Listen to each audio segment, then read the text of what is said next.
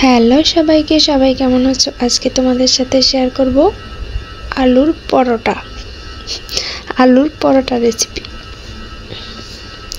আমি এখানে প্রথমে কয়েকটা বড় স্লাইজের আলু খোসা ছেড়ে জল দিয়ে সেদ্ধ বসিয়ে দিলাম, একটু লবণ দিলাম। আলু সেদ্ধ হোক, আমি এদিক দিয়ে ময়দাটা মেখে নিই। এখানে আমি আটা ইউজ করছি, তোমরা চাইলে ময়দাও ইউজ করতে পারো। আমার পরিমাণ মতো আমি ময়দা নিয়ে একটু লবণ দিয়ে একটু তেল, রান্না করার তেল দিয়ে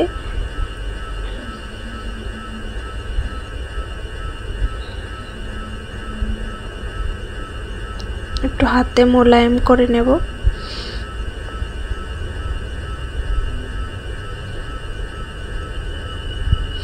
এই যে দেখো, এমন হয়ে গেলে, মোলায়েম করতে করতে এমন হয়ে গেলে তারপর জল দিয়ে মেখে নেব, ডোটা করে নেব।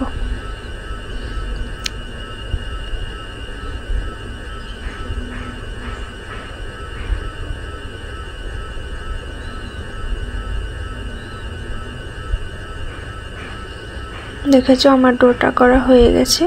এখন আমি একটু তেল দিয়ে এভাবে গোল গোল শেপ দিয়ে নেব।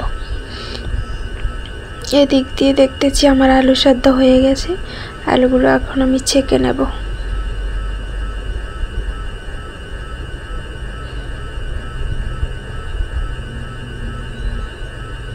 এই যে এখন আমি আলুকে ভর্তা করার জন্য পেঁয়াজ কুচি, একটা ম্যাগি মশলা, শুকনো মরিচ, কাঁচা মরিচ, একটু লবণ দিয়ে মেখে নিয়েছি। এখন আলুগুলো দিয়ে দিয়েছি। আমি যে শুকনো মরিচ ভাজছি ওই গরম তেলটা দিয়ে দেব। তোমরা চাইলে সরিষার তেল ইউজ করতে পারো। এই যে আমি ভর্তাটা বানিয়ে ফেলছি। এখন আমি ওই ডো করা ময়দাগুলোকে ভিতরে একটু একটু করে আলুর পুর দিয়ে নেব।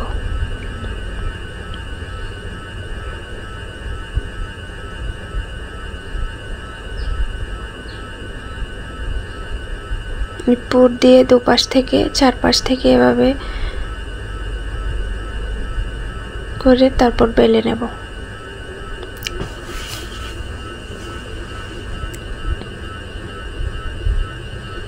দেখেছো আমার সব কটা বেলা হয়ে গেছে। এখন আমি প্যানে তেল দিয়ে গরম করে নেব। তেল গরম হয়ে গেলে এটা দিয়ে দেব।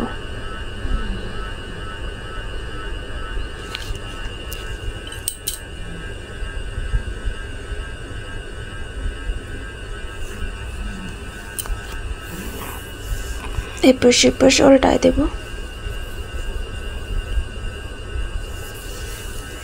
একটু আমার মতো একটু তেল বেশি দিলে ভালো, মানে ফুলে। আমার এগুলো কিন্তু একদম ফুলে গেছে। ক্যামেরা বোঝা যাচ্ছে কিনা জানি না, তবে ফুলে গেছে, অনেকটাই ফুলছে।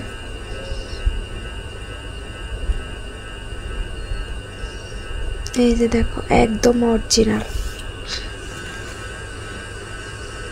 কেমন হয়েছে বলো?